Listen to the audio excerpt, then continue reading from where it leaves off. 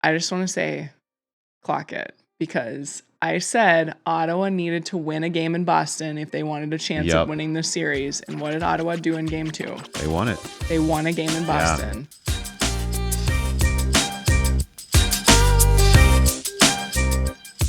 Hi, I'm Caitlin. Hi, I'm Alex. And this is Raising the Game, a women's sports podcast covering primetime performers, the business behind the athletes and leagues, and what the growth of women's sports means for the next generation of women's athletes.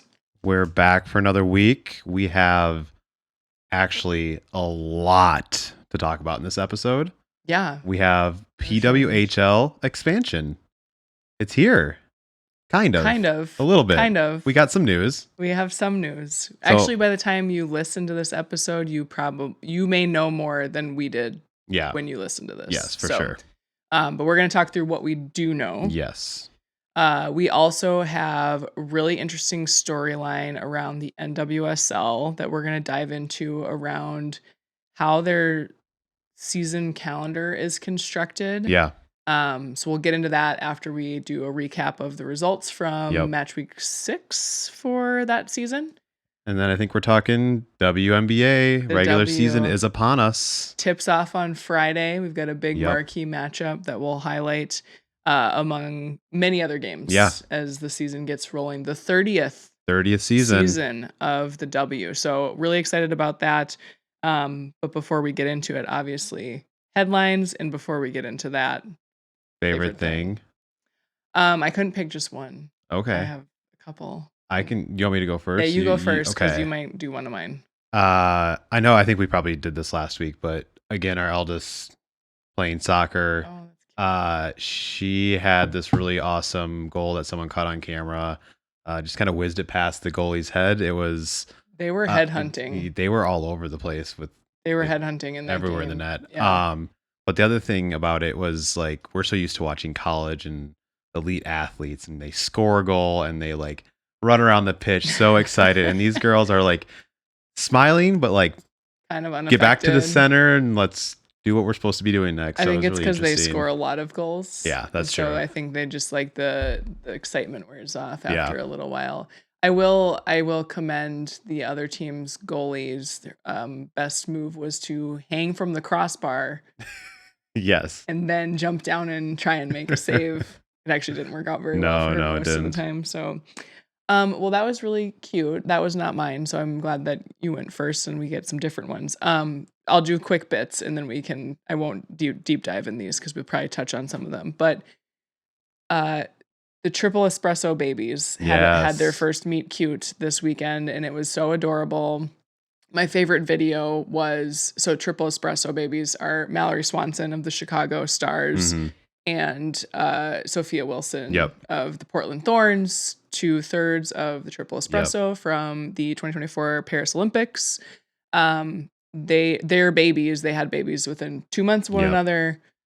They got together for their game against one another, against the two clubs. Mel Swanson's not back yet from postpartum protocol, but they were so cute, and they were like doing the baby thing where they're kind of like, I don't really understand what's happening, but everybody's really excited about this. So yay, I guess. And then my personal favorite video was Alyssa Nair, who plays goalkeeper for the Chicago Stars, holding both of them. And her nickname is Uncle. So it was just cute. It was like, Uncle. Love it. Uncle holding the babies. My other one, we'll talk about this in headlines, but I'm going to spoil it.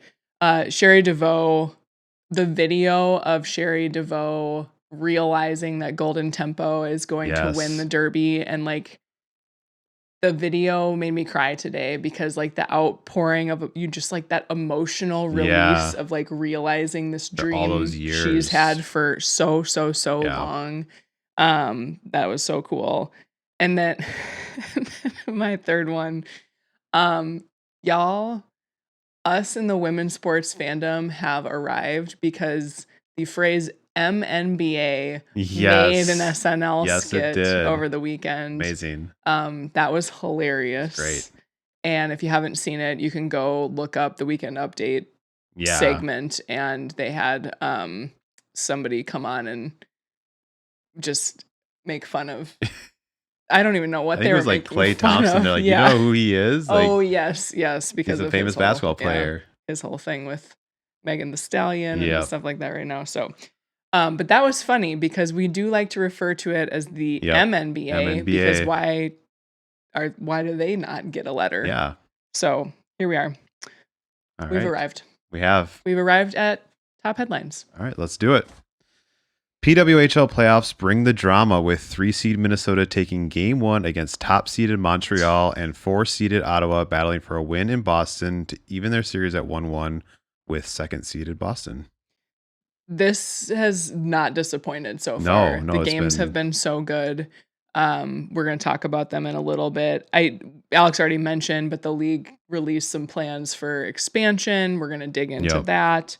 No teams or markets, I should say, have been officially announced. There's been like some dribs and drabs that there is heard a some things. Press conference scheduled in Detroit on Wednesday. So potentially you may be listening to this or have just listened to us with the Illich Sports Group and the city of Detroit. And the theorizing is they're either announcing an expansion team and potentially that they're going to host the incoming draft for this year. So we will definitely be watching for that. 100%. In the NWSL, Portland rolls, the Wave drop 2 in a row, and Boston gets their first ever win in a wild weekend of action to wrap up match week 6. Honestly, wild is the right word for it. There were a couple of like big milestone moments. So the Washington Spirit beat Orlando 4-2 over the weekend. Sophia Cantore scored the fastest brace, which in soccer terminology is two goals, in 5 minutes and 27 seconds. Keep in mind that in a soccer match, the clock does not stop. Yeah. So it's not 5 minutes and 27 seconds. It's literally 5 minutes and 27 seconds. That's fast for hockey. Yes. So she just set a record. And then also Barbara Banda of the Orlando Pride scored her second brace of the week. So she had scored 2 goals in their Wednesday midweek match. And she is front runner for Golden Boot by far. So at this point in the season, I should say. And then we'll talk a little bit about this game, but Olivia Moultrie of the Portland Thorns, she played her 100th cap against the Chicago Stars. Got a goal and an assist. She's only the second player ever to do that in the century milestone game. The only other person who's done it, Christine Sinclair, Canadian international, all-time ever leading goal scorer, male, female, doesn't matter who it is. So Olivia Moultrie is in great company. Yeah. And like I showed you a video tonight, I think Olivia's got that dog in her, so she got that she could do it. She could do it. She got that swag. WNBA tips off its 30th season on Friday with a showdown between number 1 picks and rookies of the year as Caitlin Clark and the Indiana Fever take on Paige Beckers and the Dallas Wings. I also have to point out that not only does it have the last 2, if you don't count this year's draft, but they have AZ Fudd on the wing. So this year's number 1 pick. Yep. And the year before Caitlin Clark in 2023, Aaliyah Boston is on the Fever. So you actually have the last 4 number 1 picks in one game. Wild. Looking forward to that game. I also just have to give a quick shout out. This could have been a favorite thing of mine too, but Tosh Cloud. Got signed by the Chicago Sky and breaking news today. So excited to see her sign to a team, bring some veteran leadership to what could potentially be a really interesting locker room. We've talked a little bit about that, but so happy to see her land on a team. She signed a 1-year, about $500,000 deal with the Sky. It was really fun watching her play in Unrivaled, so it'll be good there. She's fun. Sherry DeVoe becomes the first female trainer behind a Kentucky Derby winning horse. So this is the Kentucky Derby has been going on for 152 years. First female trainer to win. There have been 18 other female trainers in Derby history. Okay. This is Sherry DeVoe's first time qualifying a horse. Wow. And she won. And she did it. Yeah. And what's funny, I was reading a little bit about this, and Golden Tempo is the horse's name.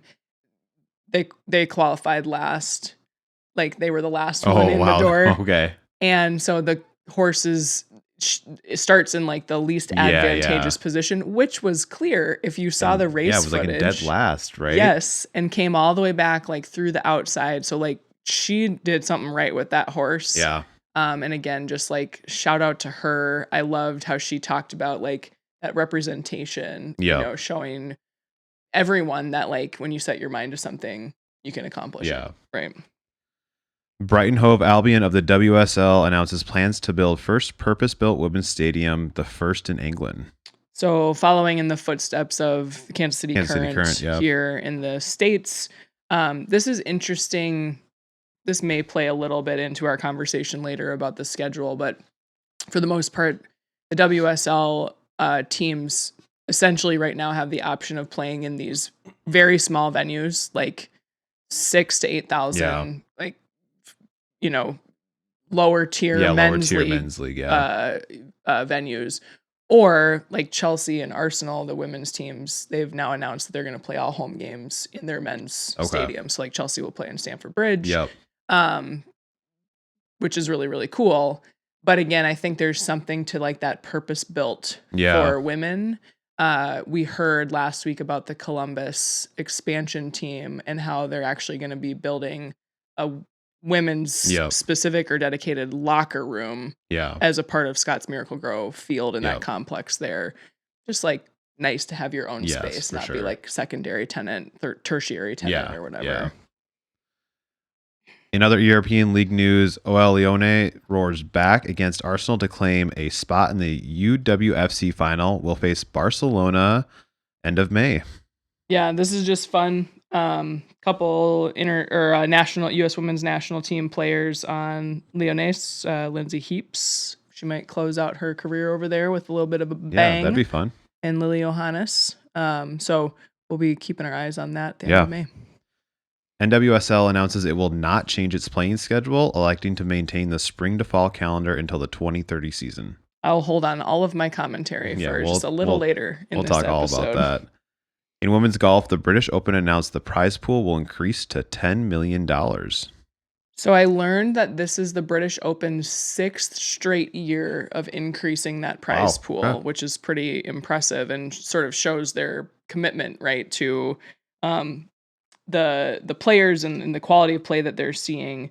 They join now 2 other major tournaments, so the U.S. Open and I can't think of the other one off the top of my head, to have 8-figure prize pools. So 3 tournaments on the women's side that factor in the 8-figure mark. Very nice. In 2027, FIFA Women's Championship Cup will be played in Miami, Florida. Yeah, this will be cool. It will kind of come, let's see, when will the timing of this be? It'll be in the early part of the year. So pre-World Cup, almost like a little bit of a primer. Ooh, fun. Before everybody heads to Brazil, right? And so the U.S. or Miami area will play host. They don't know the venues yet, but it's 6 leagues, right? Okay. Gotham represented the NWSL last year, the champions of those leagues. Miami will host the semifinals, 3rd place game in championship. Perfect. Sportico publishes 3rd annual WNBA team valuation report. Golden State Valkyries topped the list at $850 million, taking a record $78 million in revenue in the franchise's first season last year. Yeah, so just point of emphasis, the Valkyries were an expansion team last year. Yeah. They are valued far and away the highest in the league. The next closest is the New York Liberty at $600 million. So whatever there is in the water over there in the Bay Area, we all should get on board with that. A lot of silicon chips over there, probably. Yeah. And then on average, I'll talk a little bit about this, but team valuations overall increased by an average of 59%. Wow. We're going to talk about why in a little bit. Awesome. New Atlanta-based NWSL club breaks ground on a new training facility just outside Atlanta in Marietta, Georgia. Fun fact for our audience, this is very close to where I grew up. Residents protest the plans for a training facility that will demolish a community park in Columbus, Ohio, where another expansion NWSL club is set to start play in 2028. Yeah, funny. I haven't heard drama coming out of Marietta, but I haven't looked that close. Yeah. We talked a little bit about this last week. I actually have a coworker who was in the office last week from the Columbus area, and she was like, people are upset. Yeah. I haven't looked into it enough, but I think they got to do some work over there. Yeah, I would agree. Nelly Korda wins again in Riviera Maya Open.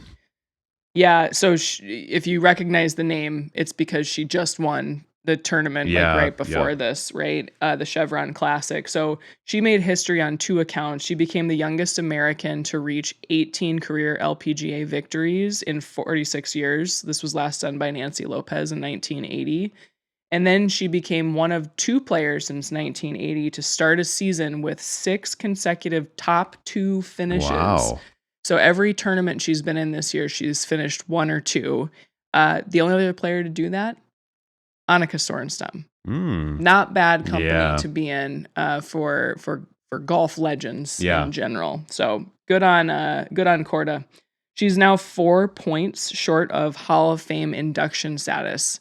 I read this and I was like, how does this work? I need to learn more about this. But apparently you accumulate points via wins. That would be nice to be in a sport and be like, oh, I just need to do this more things. And then I get to be in the Hall of Fame. Awesome. It's not subjective. It's completely in my control. Awesome. Yeah. 30th ranked Haley Baptiste came back from 6 match points to beat world number 1 Ariana Sabalenka in the Madrid Open quarterfinals. Yeah, she made some history with this performance as well. I think I don't remember the exact, but I think Serena Williams was the last American player to do this, to defeat a world number 1 or come back from 6 match points or all of the above. Baptiste ended up not advancing past the next round, the semifinal. Marta Kostyuk, Ukrainian international, ended up beating Mila Andreeva for the Madrid Open Championship. So, but still really, really impressive. It was kind of all over my socials over the weekend. Fun to see. And, very much an underdog story. Yeah, for sure. Love those. And I got every name right that time. I definitely had to reference my crazy pronunciation notes over here. Kostyuk. All right. Let's dig into this. We're going to talk PWHL playoffs, and then we're going to dig into what we know about the expansion coming up here. Yeah. So far we've played 3 total playoff games. There's been 2 played in the Boston-Ottawa series and 1 played in the Minnesota-Montreal series. By the time you listen to this, Minnesota and Montreal will have played a second. Yes, they played game. Tuesday night. Yes. So we don't know that right now, but you will. Boston and Ottawa, I just want to say, clock it, because I said Ottawa needed to win a game in Boston if they wanted a chance at winning the series. And what did Ottawa do in game 2? They won it. They won a game in Boston. Yeah, very nice. So they leave Boston with the series tied 1-1. Yep. They are headed to Canadian Tire Center, not TD Place. So a 17,000 person venue where, y'all, we just saw the video. They repainted. What did I say? You called it. I called it. They repainted the logo under the ice. They took out the Ottawa Senators logo because the men got eliminated from the NHL playoffs, and they put in the Charge logo. Good. And I think they are going to be hyped. Yes, 100%. To play there.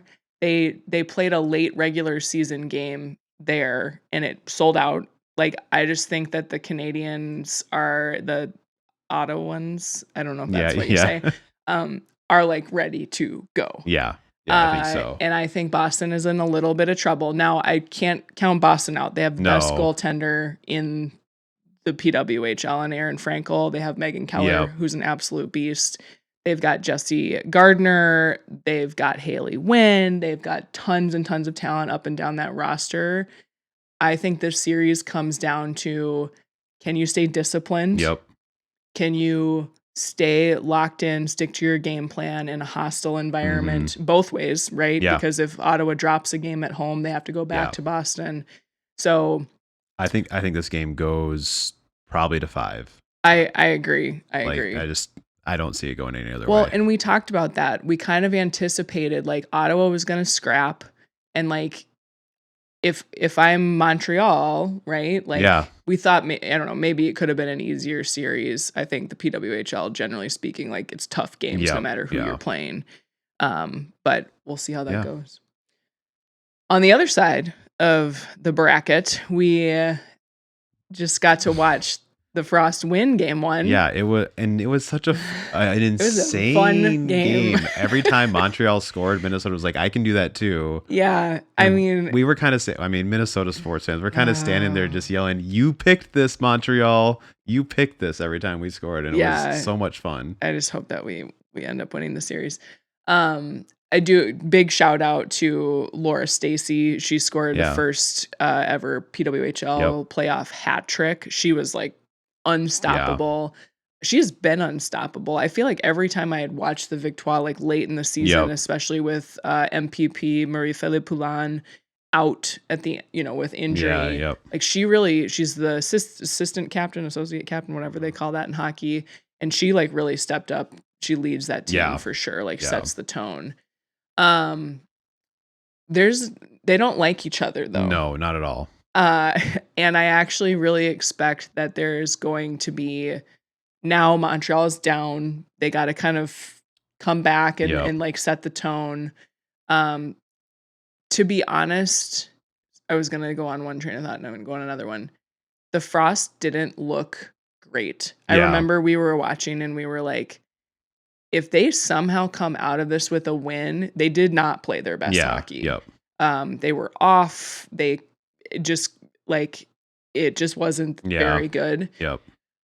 You also didn't see names like Taylor Heisey, Kelly Panic, like really factoring into the offense in a big way. Kelly had a great game defensively. She had some really essential defensive plays, which is what she's was more known for prior to this season. But I left discipline wasn't there. I left with some questions, and I'm hopeful that coming out in game 2, it'd be really nice if they could come home with a 2-game lead and you get 2 chances to win it at home.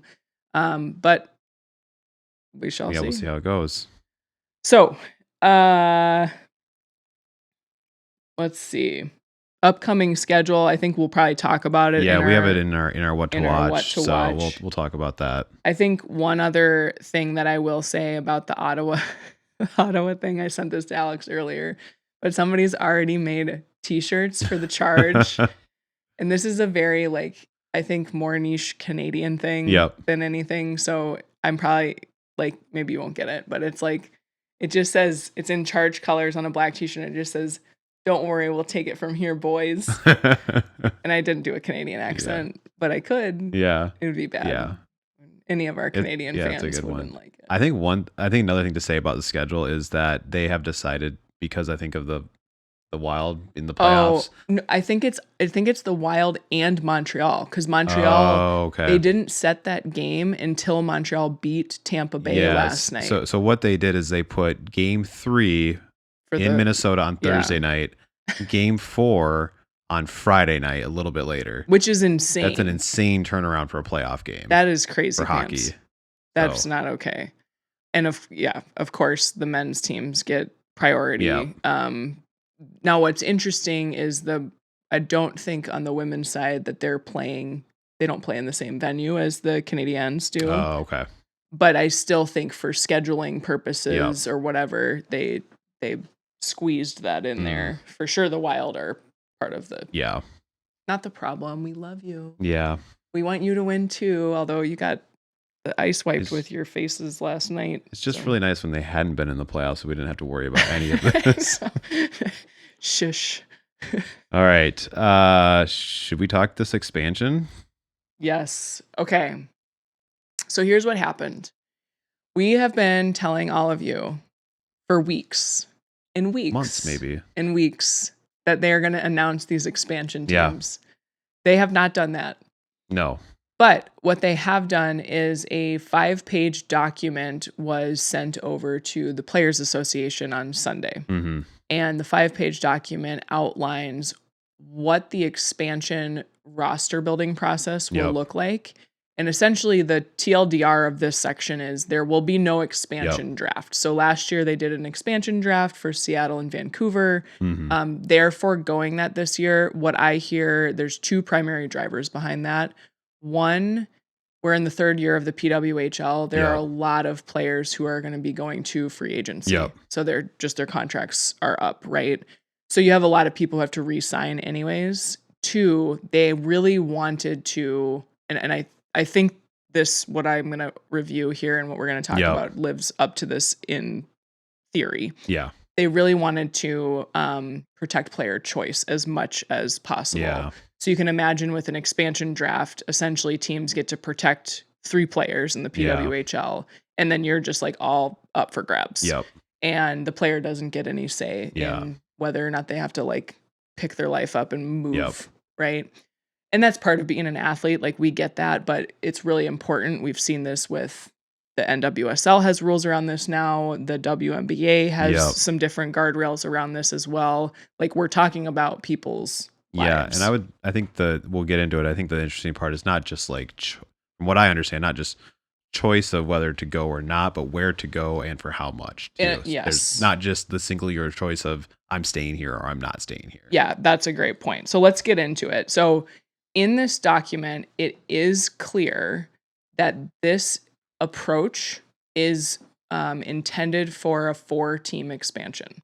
So that would take the league from 6 to 10 teams. 8 to 12. 8. I can't do math. 8 to 12 teams. So sorry. It's like, wait.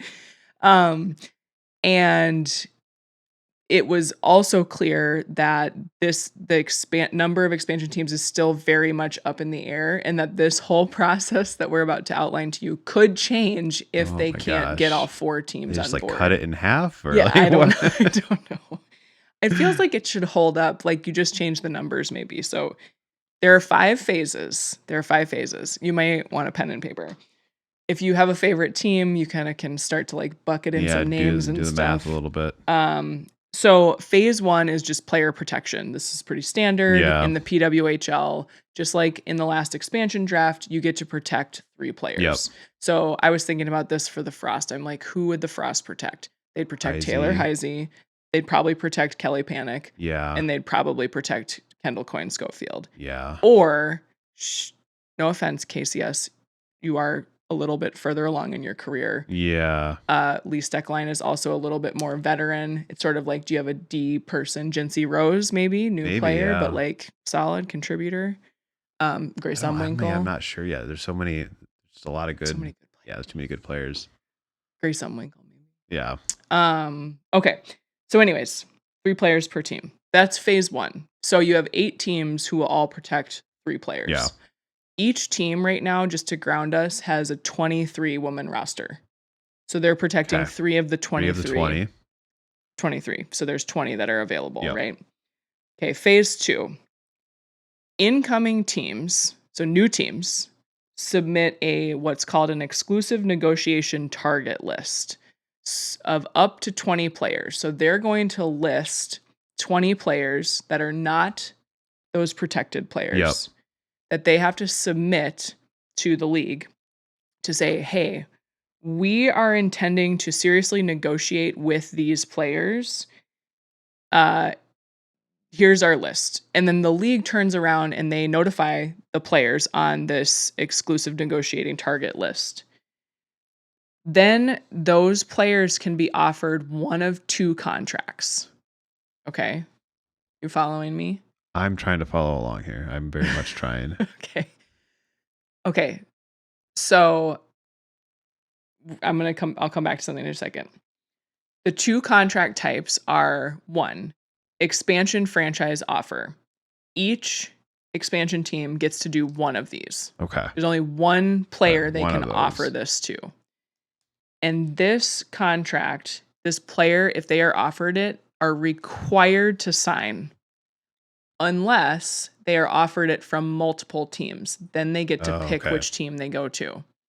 So essentially what they're trying to do is they're trying to say the top talent remaining after the protected players get protected we need those players to go to these expansion teams. Is Yeah. how I read that, right? And so we're now this is where it kind of feels counter to the player choice, okay? But minimum contract value is $100K.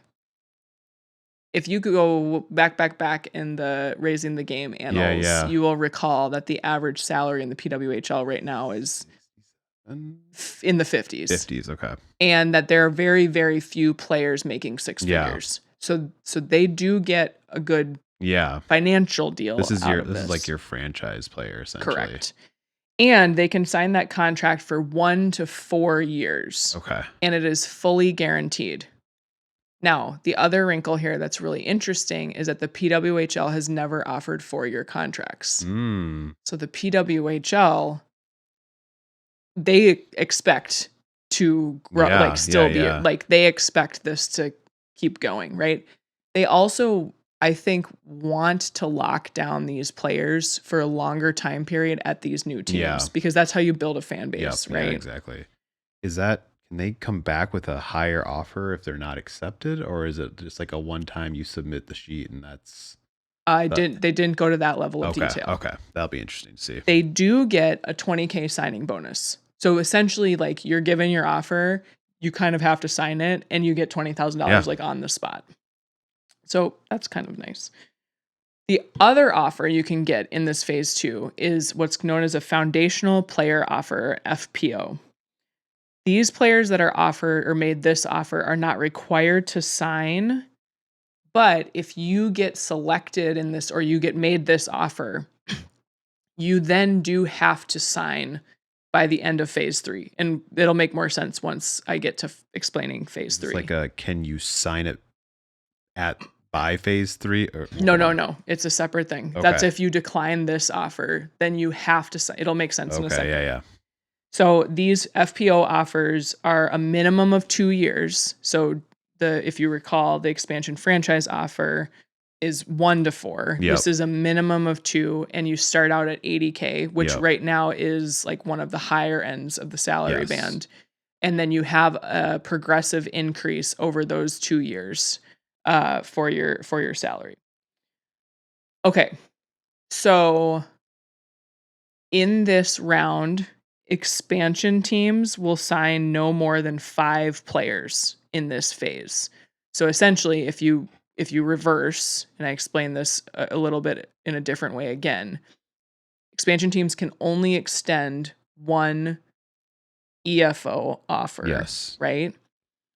That means they can extend up to 4 of these other foundational player offers. They do not have to, but they can. Okay. Existing teams will lose no more than 3 players in this round. Okay. So you protected your 3. You have 20 remaining. By the end of phase 2, you may still have 17 players that are unaccounted for on your existing team, right? And the expansion team by this time has 5 players. Okay. Phase 3. You with me? I'm still with you. Okay. Existing teams, so now we're talking about the 8 teams that we all know right now, are allowed to protect or sign 3 more players. Oh, okay. So now they get to kind of start to build their roster. So players on expiring contracts can sign with any team in this phase. So they don't have to re-sign with their current team. Just if their contract is expiring, they basically do the free agency thing, right? Then expansion teams can sign up to 3 more players on expiring contracts. So the existing teams get to go first. They get to kind of sign their 3. Then expansion teams get to do a 3. Okay? At this point, the players who rejected the FPOs, the foundational player offers, in phase 2 must sign. So they have to be a part of the 3 for the existing or the 3 for the expansion. But they will receive no less than 90% of the FPO offer. That's what I was wondering, because it's like you get offered that decent money, but it's not anywhere you want to go. Yeah. At least you're still going to get decent money Yes. here. You're not like, oh man, do I take this or not? Like, so they're still rewarding you for being a player that teams want to have, but it might not be in a market you want to be in, right? Okay. All right, we're so close, guys. Phase 4. Expansion teams now sign players needed to get to 10 roster spots after the first 3 phases. So at a maximum right now, they could have signed 8. Yep. So they would need to sign 2 more. 2 more. At a minimum, they could have 5. So they could need to sign 5 more. Okay. They may not sign players in this phase now from their original exclusive negotiation target list. Okay. So now you're into like you're forcing them into the rest of the pool. Correct. Yes. Okay. So now they can't go sign like all the top talent that's still remaining, although a lot of those players will have signed by then. So then by the end of phase 4, existing teams will have lost no more than 4 players. Okay. And you know that the expansion teams are now up to 10 players. Yep. Okay. Now we get to phase 5. Pending free agents can re-sign with current teams or wait for the league-wide signing window to open on June 19th. Okay. So then it's just free agency basically. The entry draft is slated to be on June 17th. So that also gives time for all this roster construction or kind of your core roster construction to happen. That can help inform your draft picks. And then you move into free agency, right? Okay. And it's just as a reminder, Vancouver has the top pick. They won the Golden Draft Plan. The remainder of the draft order, the league determines after the playoffs. And Caroline Harvey obviously is expected to go number 1 to Vancouver. But you have a very stacked, very stacked draft class. Yeah. So I think when I was reading through this earlier, it mostly makes sense. It's a lot. I don't envy any GM right now for any of these teams that has to figure this out. I think it's sound in theory. It will be interesting to see how it plays out. I think specifically on the money front, like how are you staying within the right salary cap with all these signings, both from current teams and the expansion teams? How does your draft strategy play into this? I just think it's a lot to handle. I do think that it may, if it works out, like I think it will work out. I think back to when Vegas came into the NHL, they kind of got stacked right away. Oh, they were stacked. They went straight to the first season cup appearance, right? Yeah. And so hopefully this is going to allow teams to, expansion teams to thrive, but not necessarily be overly competitive, which still isn't a bad thing if they are really competitive, but also not completely decimate the teams that we all know are good right now. Yeah, it feels like, again, on paper, in theory, like they kind of struck the right balance. Yeah. It sounds really complicated. Like I give you that. You're kind of like, why not just do an expansion draft? But I do think that this gives some optionality right now too. Like they released this. Well, no one knows where they would end up playing, right? Like we've thrown a few, guesses out there. Obviously, we think Detroit is, pretty high on the list. But when people are thinking about like where they want to be located and stuff like that, and then I do think your point around the salary cap is really interesting because as we've discussed here, the PWHL has the lowest salaries of any professional women's league here. In the States. And I don't, it's not coming to me off the top of my head when their CBA I'm not quite expires.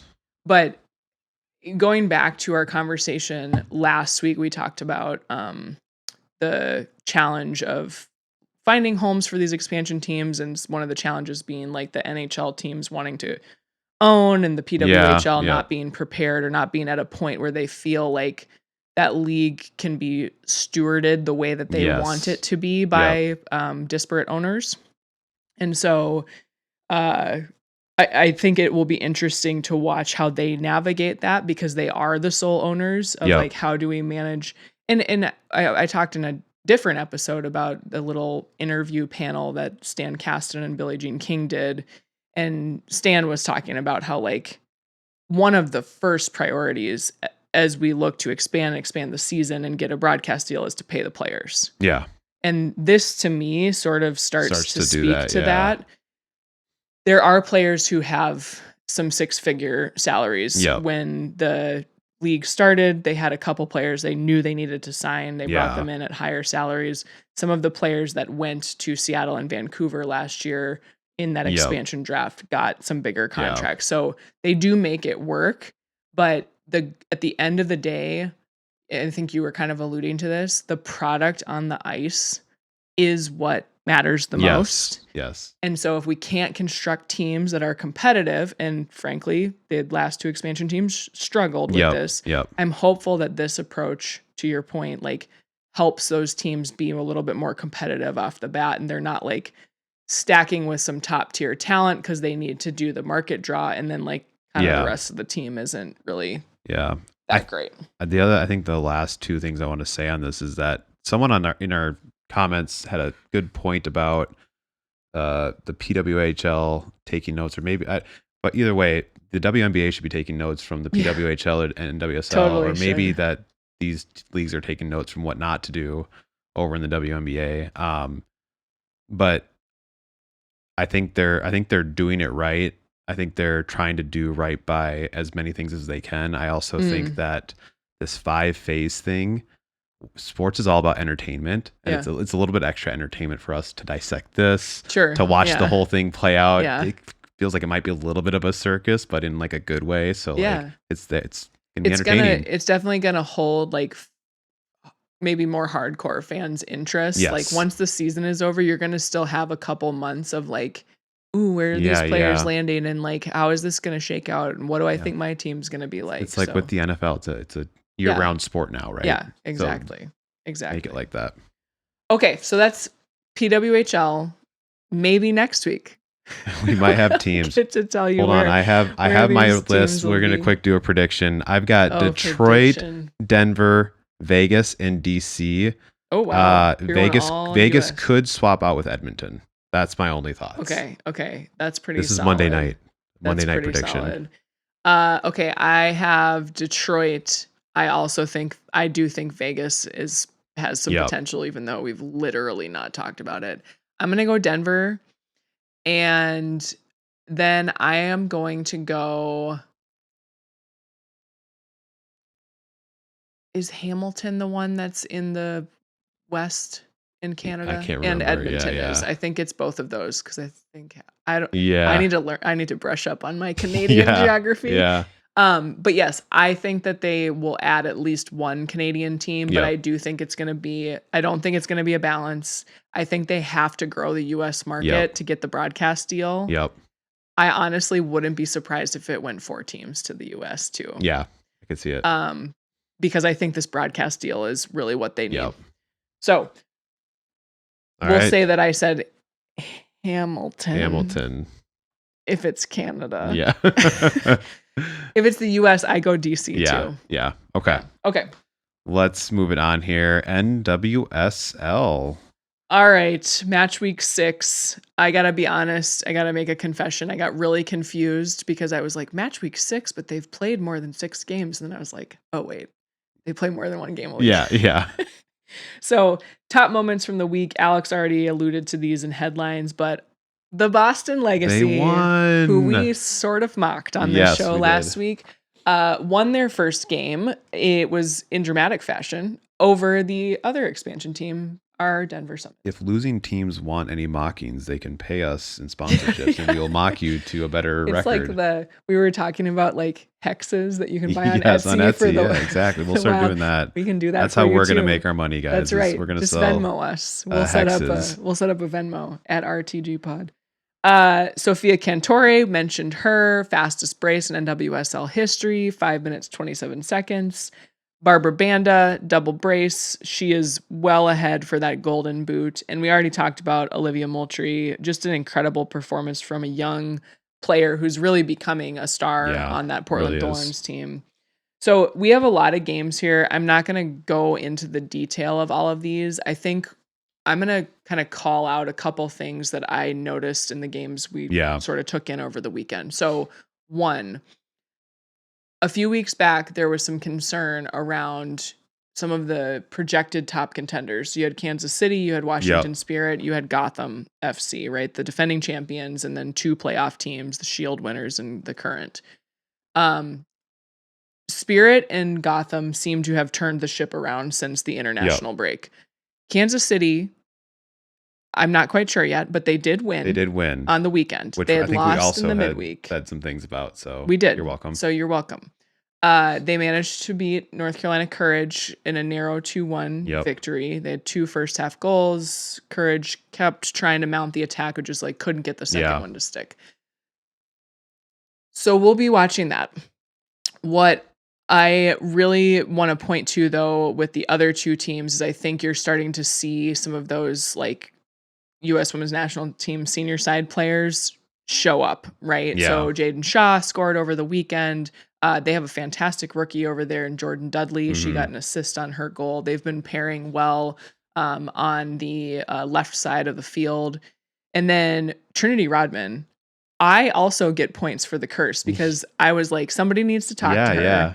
And now ever Goals since and I said assists. that, she's scored a goal in every single game she's played since she's been back.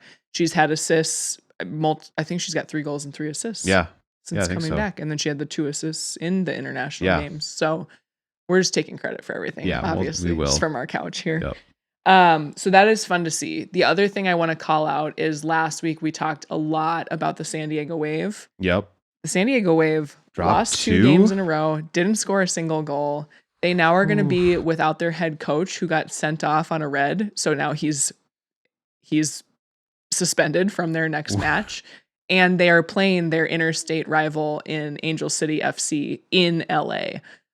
We are the Madden curse. We're like the Madden curse. If you're doing bad, we will help you. If you are doing well, we will hurt you. So everybody should be scared of what's coming out of my mouth next.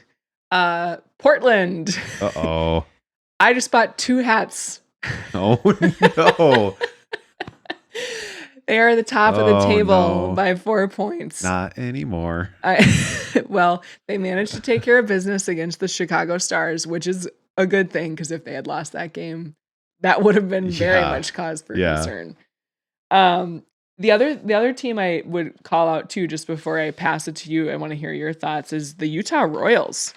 They were not great last year, and they have kind of stuck it out. I think they have results in their last 5 games. I think they've won 4 of their last 5. They've got 3 shutouts in a row. Like, they are clicking right now. They played the most interestingly refereed game I have seen in a long time against Angel City. And it wasn't the referee's fault, to be clear. It was just like there was weird VAR. There was a lot of time spent. I think she was at some weird angels looking at things. And then you had really some personalities. Particularly Ari Borges on Angel City FC. Somebody got sent off with a red card for smacking somebody in the back. Actually, she just seemed to be her. throwing herself around in the VAR videos. It was very strange, and they had 11 minutes of stoppage time. Oh my gosh! At one point, which then I feel like you're doing. We went to VAR, and then about 30 seconds of gameplay went by, and we went to VAR again. It was insane. Long reviews, not quick. Yeah, they were not quick, as Tim Tripp would say. Yeah. If you can't figure it out. It's not a penalty. You just gotta leave it. What did your thing? What did you notice? I mean, honestly, I wanted to go back to what I was talking to you about before we started the podcast tonight. Going back to Olivia Moultrie.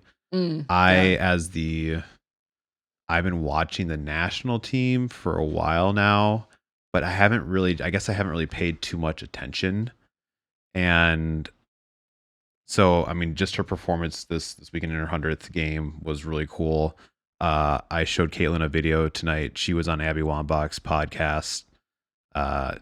Welcome to the party. Yeah, Julie Foudy. Yeah. And they asked her about how she started when she was 15 in that system. Yep. Like, how do you have that confidence being 15-year-old, years old playing with 25 years old. You're probably not the best, probably not the biggest, whatever.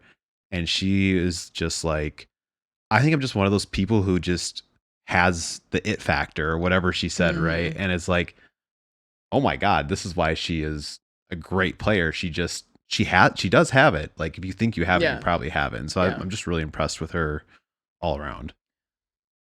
I want to comment on that from the lens of like a parent, right? Or a coach too, but I think like you don't develop that sense of self-assuredness without like somebody really being in your corner. And I think it's like a lesson too of like I don't know Olivia Moultrie. I have no idea what her family situation is like, but like it screams to me of like somebody who was allowed to make mistakes. Right? Who knew that no matter how she performed on the field, that was not going to have any kind of detriment on how she was loved and supported as a person. Right? But she was able to forge her own kind of like, she referred to it in the little clip you showed me of like type A, like hunger for being the best. Right?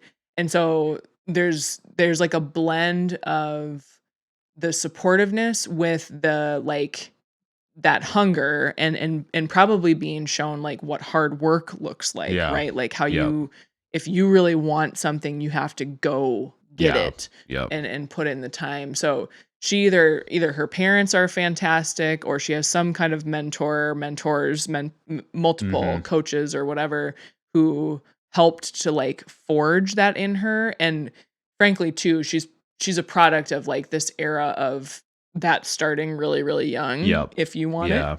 And, you know, kudos to her for like the passion and sticking with it. Cause when you're getting into professional level systems at 15, that's a lot. Right. Like you're kind of like maturing into adulthood around a bunch of adults, not around peers necessarily. I also, I think to add on to it all, I think knowing that is likely whatever background it is probably similar to what you said. Maybe we'll look into it, but I think with Emma Hayes at the helm, she is going to skyrocket to the top. Like I think she will be very, very good for us. Yeah. She's just such a smart player too. We've dissected a couple of her goals before, but just like the spacing, the angles, like it's like soccer nerd for a second, but like it's these little things the minutia that distinguish like the excellent players from the really good players. And like you're seeing that even across the board in the NWSL, right? You've got the national team players, you've got, you know, fits and spurts of them on all the teams, unless you're Gotham and half your roster's national team.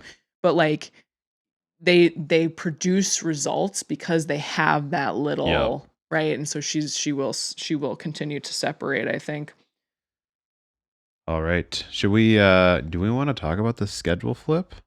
Let's do it, man. All right. So all right, another one. I'm settling in. Why did this even become a thing suddenly? Okay. So mid-April, there was a report that came out, I think in The Athletic, so the New York Times sports, you know, desk or whatever, saying that the Board of Governors was due to meet at the end of April and that they were going to be voting on this. And I think everybody was like, hold the phone. What? And it kind of, it's not like a complete shock. So the MLS, the men's professional league here, just did this. They voted to do it. They are going to be doing it. I will probably allude to like how that's going to work as over the course of this discussion. And this has been a subject of conversation within the NWSL on and off, but never to the extent of super seriousness. This is a kind of decision that like you make with the Players Association and then you like everyone has to be involved, right? So this was kind of like, what? And then we get to last week, and initially I think it was Tuesday, it was reported that they had pulled the vote. They were not going to be voting on this all of a sudden.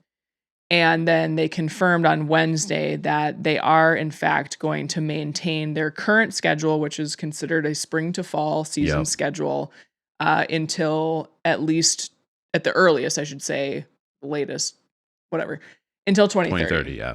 Right? So their season schedule right now, all of their kind of venue planning and things like that, the calendar is set through this 2029 season. Mm-hmm.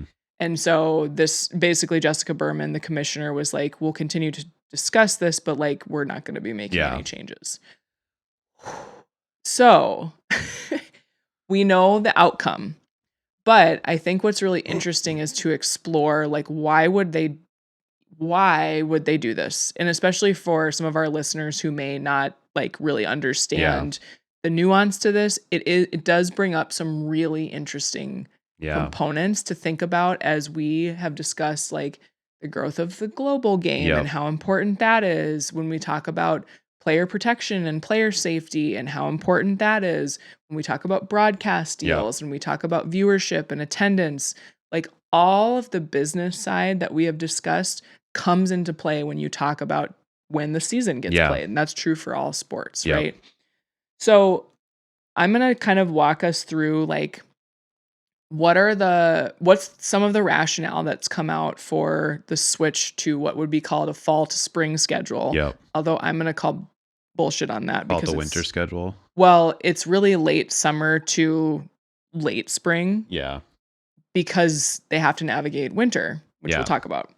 And then we'll talk about, they maintain the status quo. What's that going to mean for us? So fall to spring, the primary reason that this would be done is to align better to international club schedules and international tournament windows. So right now in the US is the only league that plays on this spring to fall schedule. That can become disruptive when you have things like the World Cup or the Olympics, which are always in the summer. So then you have to take a break, or you decide to play through it, and then the quality of play goes down because you lose your top players. It also is disruptive as we continue to see expansion into these international club competitions. So we just talked a little bit ago in headlines about the FIFA Champions Cup, right? So that's taking the top teams from the 6 clubs around the world, having them play. Well, Gotham, I remember early this year in the first iteration of this, sort of complained about how, like, they were supposed to be in their off season. And they essentially won the cup here in November, I think is when the final was. And then they had a break, or maybe not, but like then they had to turn around and like train and go to do this tournament in London in January, and then come back, and then like there's international duty, and then like you're in the season. And so these players essentially didn't get an off season, right? And they're not in form. Whereas like some of these other clubs, they're literally mid-season, right?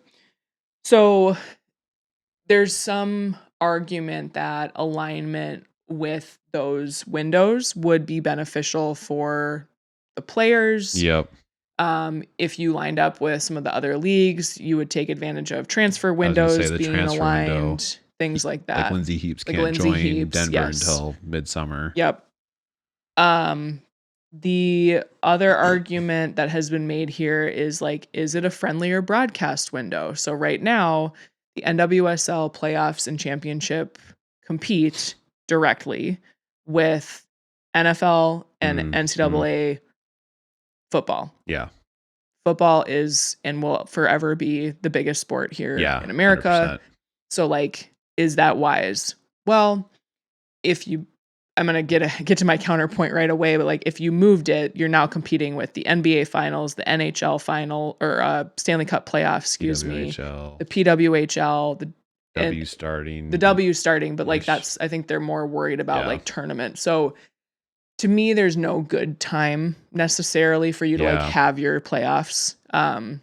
We'll come back to that in just a second. So those are literally the main reasons why. I'm sure you've figured out by now that we live in Minnesota, if it isn't completely obvious.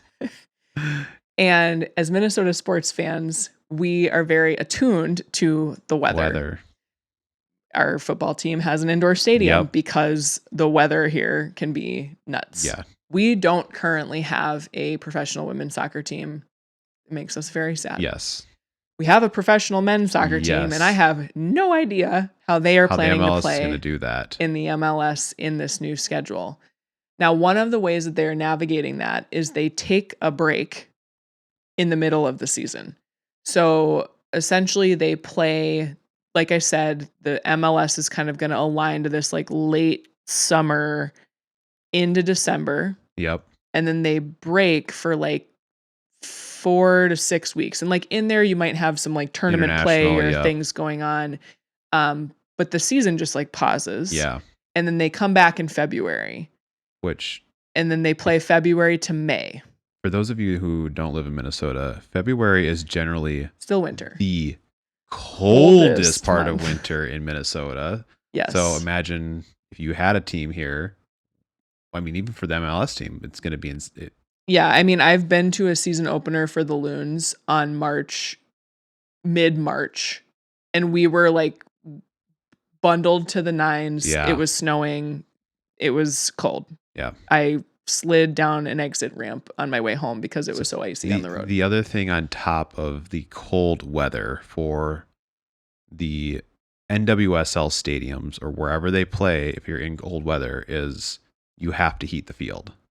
Yes. And if you don't have that built in already, it's not going to be cheap to get that installed. No. No.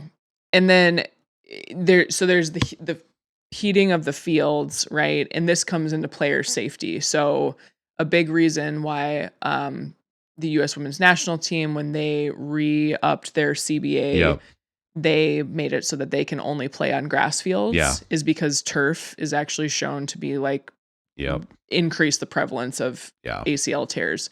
Well, a frozen grass field turns into essentially a turf. It's worse actually because there's no give. And so that causes problems. The other thing that could happen if they were, and I think the MLS will do this, is that the cold weather markets will have to play. So like Minnesota, for example, will probably have to play a stretch of games. Like almost all their games in February, once the MLS flips, will get played away. So the cold weather markets end up at a disadvantage because they're going to have to play a longer stretch of games away. From home in order to accommodate for the weather. Yeah.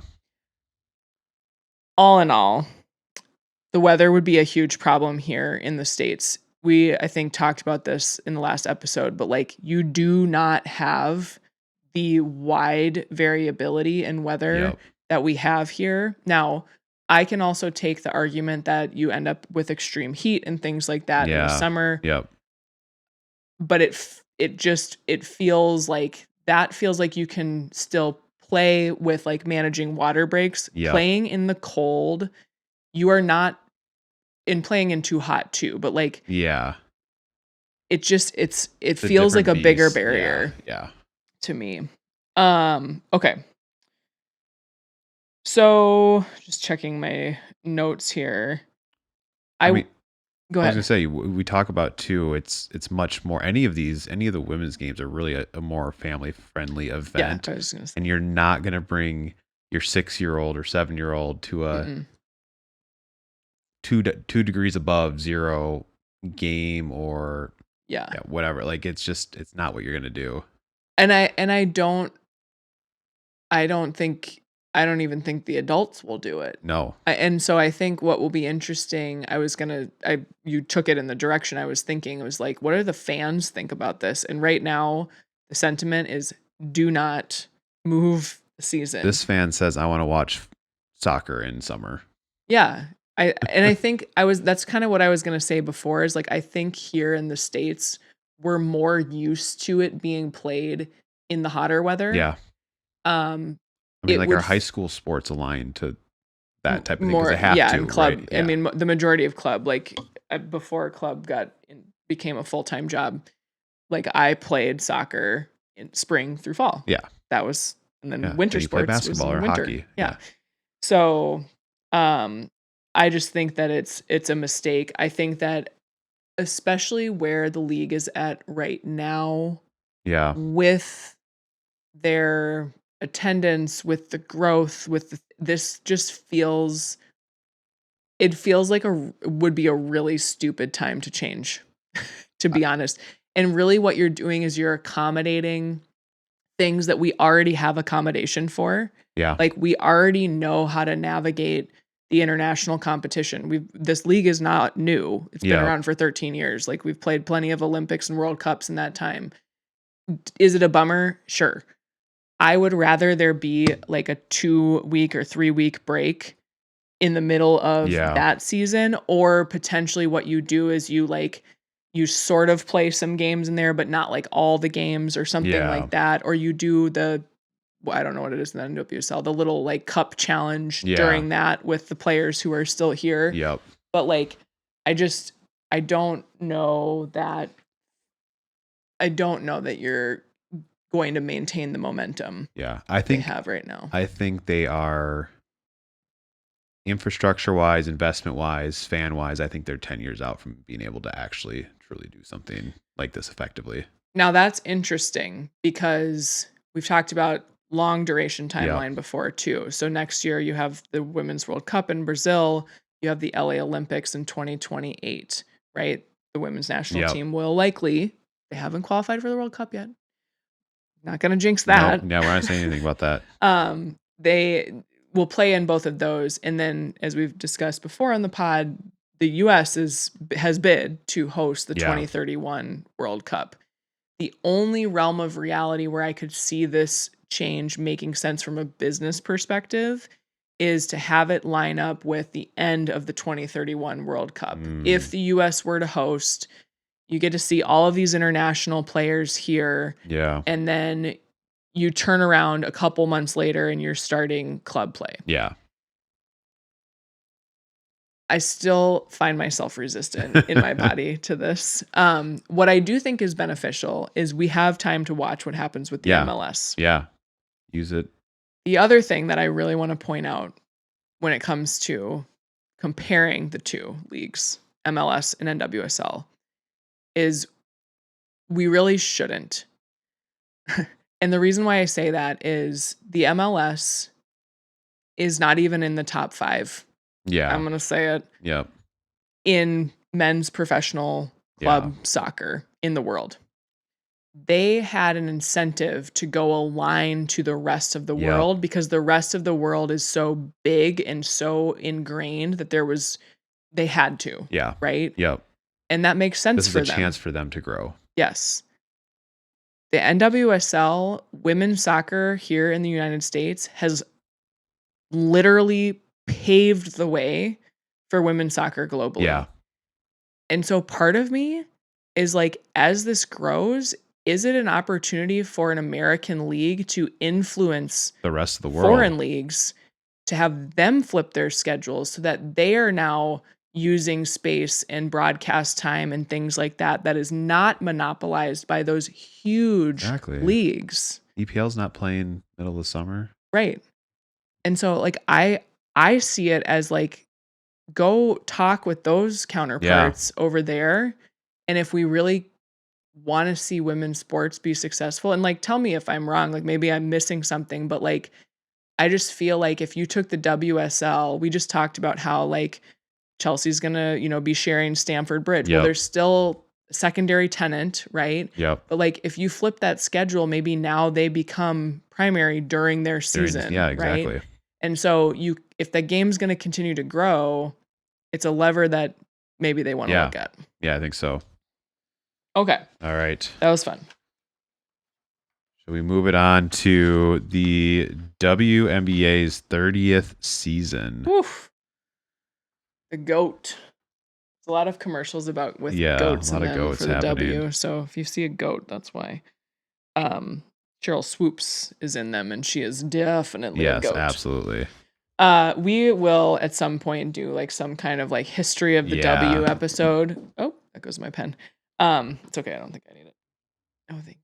So But we're going to start you off today, just like as you head into this 30th season, what do you need to know? So the WNBA right now is comprised of 15 teams. There are 7 in the Eastern Conference and 8 in the Western Conference. They will play 44 games each, or 330 total games, which is a record for the league. The Eastern Conference, like I said, 7 teams. This is comprised of the Atlanta Dream, the Chicago Sky. I'm like, how did they sneak in there? Yeah. The Connecticut Sun, sad. Yeah, last season. Indiana Fever, New York Liberty, Washington Spirit, and the Washington Mystics. Oh, sorry, we're not NWSL anymore. I was thinking about soccer, you guys. Thank you. The Washington Mystics, and the newly minted expansion team, Toronto Tempo. Yes. Welcome, Canada, to the W. In the Western Conference, we have 8 teams. We have the Dallas Wings, the Minnesota Lynx, Las Vegas Aces, Phoenix Mercury, Los Angeles Sparks, the Golden State Valkyries, who were the expansion team last year, Seattle Storm, and the newly minted Portland Fire. Yes, not Thorns. I was close. You were going there. You were almost there. You were like watching me really closely. So when it comes to schedule perspective, we tip things off on Friday. Yep. We'll talk a little bit about that here in a minute. But coming up really quickly in the season, starting in June, they have what's called the Commissioner's Cup. Yeah. So for about 2 weeks, the teams will play games essentially within conference. So they each play each other one time. Yep. Whoever has the best record coming out of there goes to the championship. Yeah. And then East plays West. They only play each other, like I said, once. Yep. We went to the Commissioner Cup championship game last year. It was between the Lynx and the Indiana Fever. Yep. The Lynx unfortunately lost that game. But what's really interesting is these games do not count towards the regular season. Yeah. So they're like bonus games. Yeah. That you free get. Games. Yeah, free games. Well, not free, but free games. Well, yeah, you can't go for free. Free to enjoy. Okay, so they've got that. Then we have the All-Star Game, July 25th. This is going to be held in Chicago at United Center this year. We have the, All-Star Game. Then, sorry, I got tripped up because I'm like, then it's the FIBA World Cup. I was like, FIFA? There's too many crossovers happening here today. So this year, they have the International Basketball World Cup. Yep. It's going to be held in Germany. It's from September 4th to September 13th. We kind of knew about this. The U.S. has qualified. Yep. We talked about their pool play, things like that. What I didn't know is that the timing is insane on this. They come back from this. So a ton of international players. And frankly, the number of international players in the W has increased significantly this year, last couple years, but this year in particular. They come back. They have one more week of regular season. Probably 1 or 2 games. Like, what is that? The playoffs. You are hoping. So, like, what coaches are looking at is like, can we lock up our spot before that break? Yeah, so we don't have to send exactly. Yeah. Well, the players will still go play, but then you can come back and you can kind of rest those players going into the playoffs. So that is a wrinkle. And then, like I said, playoffs begin in late September. Top 8 teams qualify regardless of conference. So if you were thinking, how on earth does this work? Because one conference has 8 teams and one conference has 7. It doesn't actually matter for the playoffs, which is kind of weird, but also cool. Yeah. I don't know. I think as they continue to expand with the teams that they have slated, I imagine that this is going to balance. They'll be at 18 teams by 2028, and they could go 9-9, right? I kind of like it this way though, because I think you get the best teams. It's true. That's true. All right. So quick primer, right? We've talked here a lot about different players and things like that. Alex and I each have sort of 2 areas that we are really looking forward to seeing play out. And do you want to go first? Or do you want me to yeah, I can go first. Let me pull mine out of here. Yeah, so I think on my side, I think the first 5 to 10 games or so for all of these teams is going to be really interesting. Yeah, agree. Not only was the CBA this like giant breakthrough for the league, but it also created it scattered so many players around because players couldn't hold on. Like the Lynx are a Yeah. huge example. They couldn't hold on to all of that talent. And so players went to a lot of different places. We saw entire lineups get changed. I think that we really don't know what team is actually going to be good I agree. until we're 5 or 10 games in. Yep. And so I just think it's going to be really interesting to see how the standings kind of shake out by the 10th game or so. Yeah, and I think that's a great point. It also will be really interesting to see, like, 10 games in, like, now you're kind of coming up to that weird Commissioner Cup Yeah. window. And I think, like, I don't know, with, like, the amount of shakeup that you saw in some teams, the Chicago Sky is another one. Yeah. You're bringing in a ton of players Yeah. that were not with that Yeah, I'll team talk about last them year, too here in a right? sec. And, like, how long does it take to gel? Like, Yeah. how long does it take for you to really start to click with the team you have? Yep. I think it's gonna be fascinating. And building off of that, the three kind of threads that I pulled out of this was Angel Reese going to Atlanta. Yeah. How does, I think Alicia Gray, Alicia Ryan Gray, Howard Ryan there. Howard, yep. How does that affect? I think they were 34 and 10. They had a really good record last year, I believe. They were contenders. Mhm. And so are they championship contenders this year? Like, Yeah. are they going to get there? And then on the flip side, Chicago without Angel Reese, but with a lot of new veterans. I'm going to pull up my list here. Skylar Skylar Diggins, Azura Diggins. Stevens, Dejanay. Yeah. Tosh now is there. Yep. So like, how does Rakia Jackson. Rakia Jackson, how does that kind of shake out there? I think I read a stat that this is their third essential rebuild in 3 years. And so they're saying it's going to be different this time, but we all know how when people say that, it's never really different. So kind of see how that goes. We'll see. And I know obviously we talk about Minnesota a lot, but what are those first, she's slated to come back in June. So what do those first 10 or so games look like? Can they win without her? Yeah. Is Olivia Miles going to prove her draft spot in those first 10 games? Right. It's going to take longer than that. I kind of think if they can stay over 500 in those first 10 to 15 games without Fee, and then she comes back, I think we could still be contenders. Yeah. Yeah. Yeah, I think a lot is going to happen to kind of settle. I think coming out of preseason, like, it's hard. It's so hard to tell because you're just not 2 games and you're not like playing the full minutes. Like, you're trying to kind of, coaches are assessing their players that they've brought in to then, either keep them or waive them. That's why we got to play the game. Yeah. We got to play the season. So, I think that's a great, kind of, especially for maybe people who are early or in their W fandom career.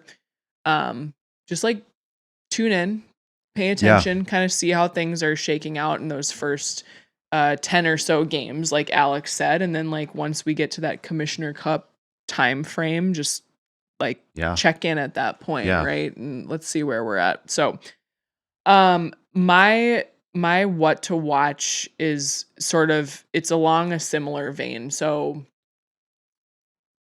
I keep thinking about how this season for the W feels incredibly monumental. We had the CBA, we have planned expansion the next 3 seasons. Like, we know those teams are coming in. We have this record $2.2 billion broadcast deal that's starting this year where you can watch, 65% or something like that of the regular season games are going to be nationally televised across the different networks. And then we have this Sportico report that just came out where you have huge valuations for these teams. Average value increase I mentioned in headlines was 59% across all franchises. The highest being Golden State, like we said. They went from $500 million their first season, which is crazy, to $850 million. Okay.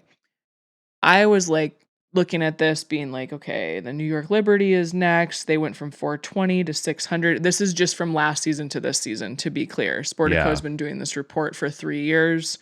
The Fever went from 335 to 500 or 560, excuse me. The Seattle Storm from 285 to 425. I got to be honest, I had to go look up like how do they do valuation because I was like, what is this?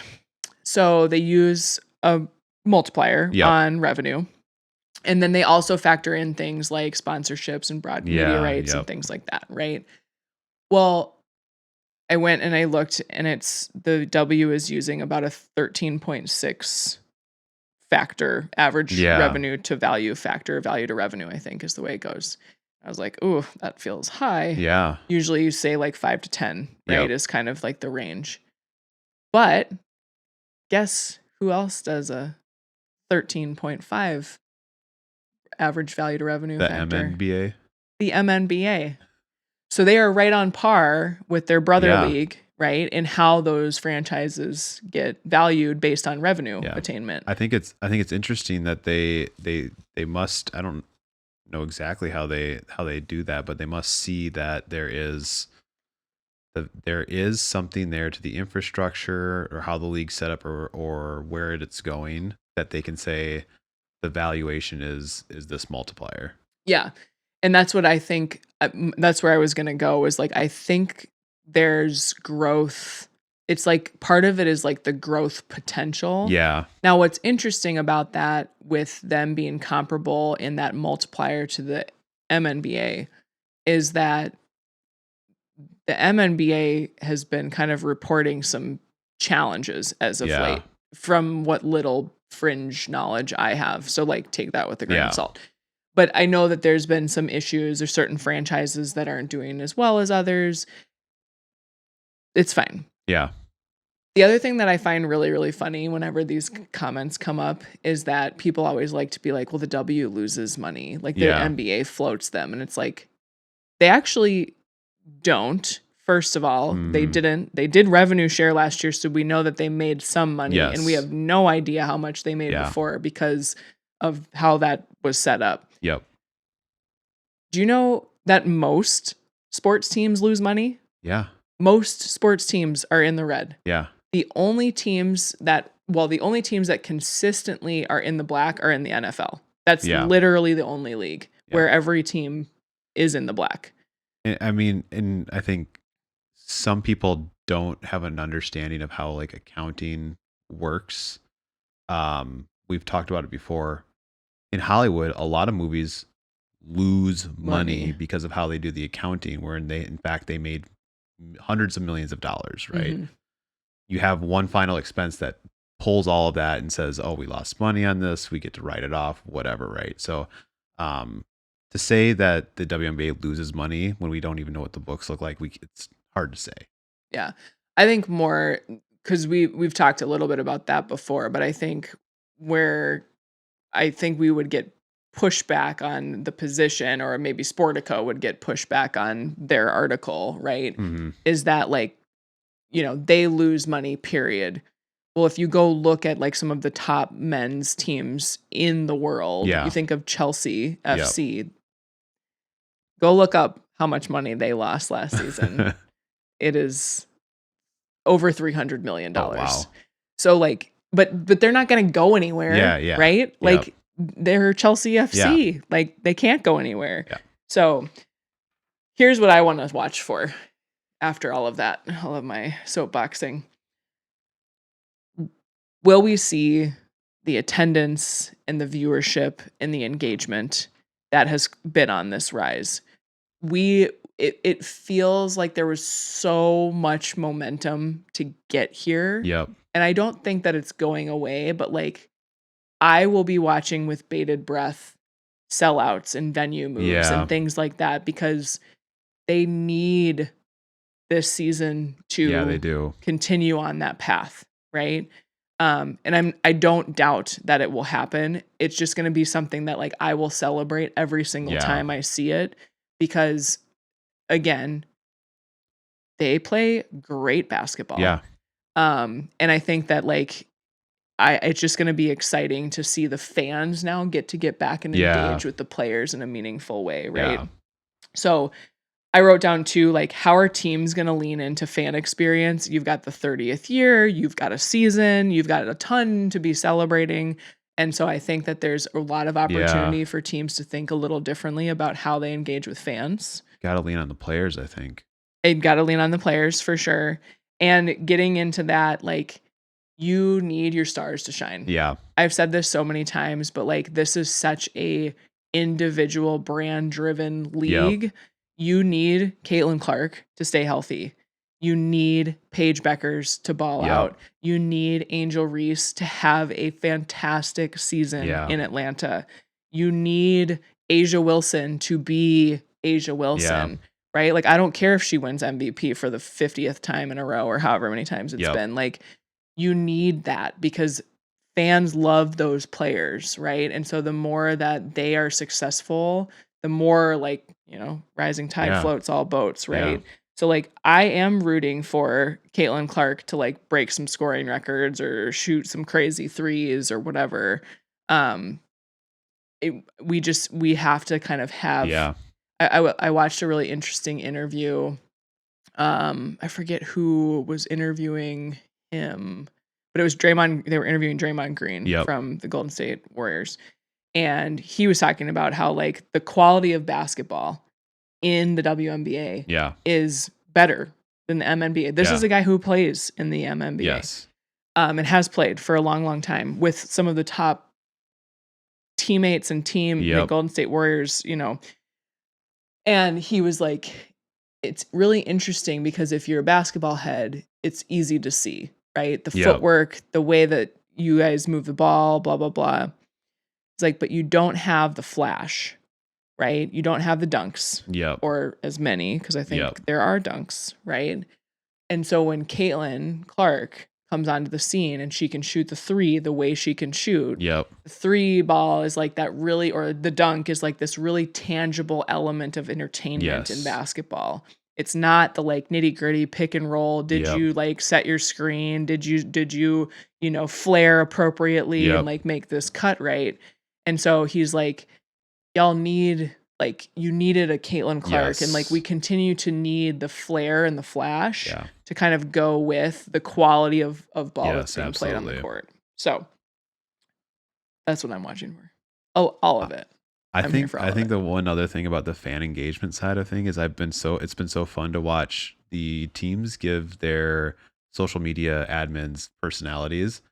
On social media. Did you watch the Connect 4? Yes, I watched the Connect 4 with Courtney Williams, and they're doing it all over the league. I don't know if it was like a mandate, but like it's really fun to watch. It's so smart. They've had their media days, so we've been seeing that over socials. And like the other thing too, like so cool, this like Fee brings in her daughter Mila, and like immediately all the moms are like, oh my gosh, right? Like exactly. They play on a different level and layer of fandom than I've seen in men's sports. For sure. Losing my voice. I'm also glad that the lowest team is at 280 million. I think we still have a chance to buy in. It's getting steadily out of our price range, honey, at 280 million. All right, let's finish this up. Let's go over a few what to watch going right into the WNBA. First day on Friday, May 8th, we've got Toronto Tempo versus the Washington Mystics at 6:30 p.m. on Ion. Also at 6:30 p.m. they said on Ion, so I don't know if it's like they do have like a Ion Plus or whatever. We have the Connecticut Sun and New York Liberty at the same time. And then Gold State Valkyries versus Seattle Storm at 9 p.m. Central on Ion. We also have games like literally all day, Saturday and Sunday, noon to like 8 p.m. starts. So I think that Fever Wings game is on Saturday at some point. And they're all over, like we said, ABC, Disney Plus, Victory Plus, or local channels for that Lynx game, NBA TV, and the WNBA League Pass, which we've not heard great things about, and USA. So there's no excuse to not see WNBA basketball. You're gonna see it this weekend.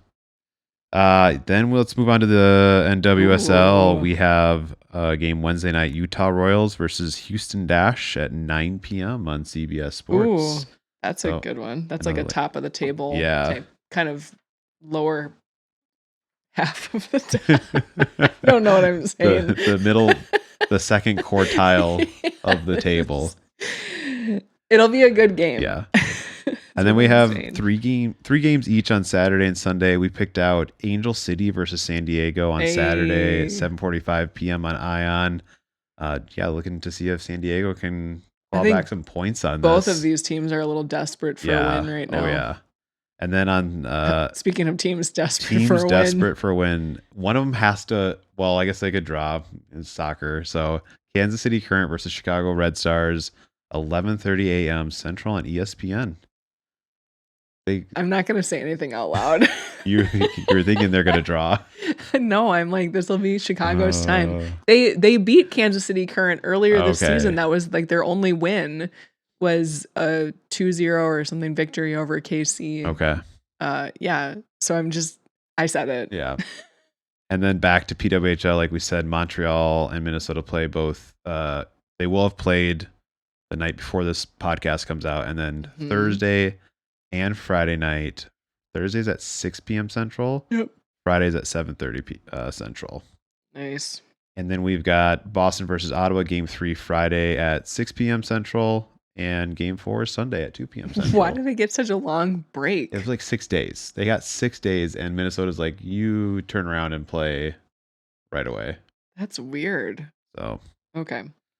And then we're going to highlight again Women's Elite Rugby Friday night, New York Exiles versus Bay Breakers at 4 p.m. On Women's Sports Network. And then Saturday, Denver Onyx versus Twin Cities Gemini at 3 p.m. Also, these are all on Women's Sports Network. And then Chicago Tempest versus Boston Banshees, 5 p.m. Central on Saturday. Dang. We got to check that out. Yeah, we do. We gotta try and get to one of those games here. I know. All right, we're going to wrap it up here. Winners and losers. Losers go first. Who do you got? You're going to say mine. I know it. I don't know. I have a couple that are coming into my head. I'm trying to decide if I should say something controversial or not. Personally, I think that Britta Curl Salemi should have gotten a 2-game suspension. That's exactly what I was gonna say. That was the one I picked out. I promise. Yes, while we are avid Frost fans, we do not condone any intentional head contact in hockey. Yeah. And if the PWHL wants that to get eliminated from the game to protect players, they need to more seriously 100% agree. Penalize players who do it. And frankly, she does it more than most players. Yeah. So she got a 1-game suspension and a $250 fine, which we've talked about PWHL salaries. They don't make that much money. I think she should have gotten 2 games. Yeah. I mean, all that agree.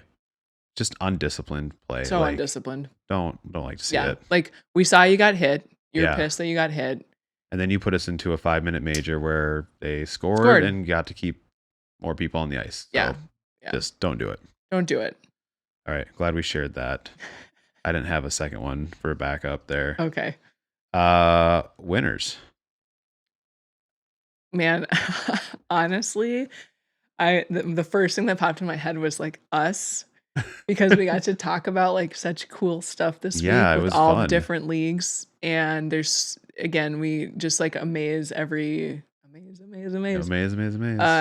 week just with the different things that we get to discuss and doing this and like having people who seem to enjoy listening to what we have to say. I